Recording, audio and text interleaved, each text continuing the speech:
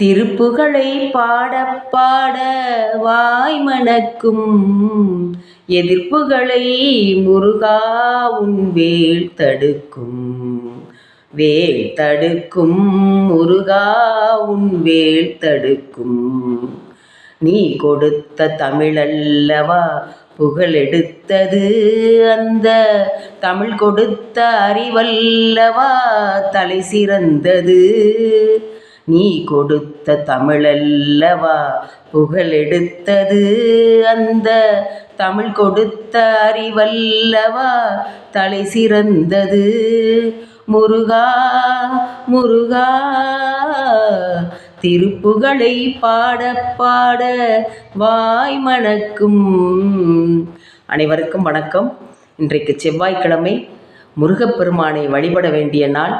நீங்கள் கிழமையிலே வழிபட வேண்டுமென்றால் செவ்வாய்க்கிழமையும், திதியிலே வழிபட வேண்டும் என்று சொன்னால் சஷ்டி திதியிலும், நட்சத்திரத்திலே வழிபட வேண்டும் என்று சொன்னால் கார்த்திகை நட்சத்திரத்திலும் முருகப்பெருமானை வழிபட வேண்டும்.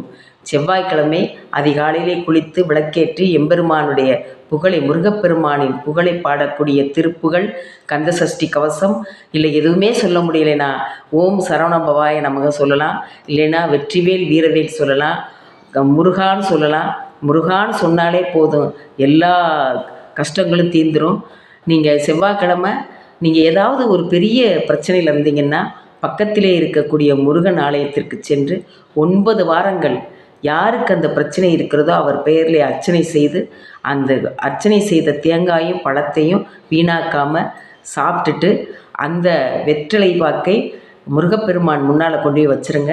முருகப்பெருமானை தொடர்ந்து வழிபட்டால் நம்முடைய துயரங்கள் கஷ்டங்கள் எல்லாம் தீரும் என்று சொல்லி வெற்றிவேல் முருகனுக்கு அரோகரா.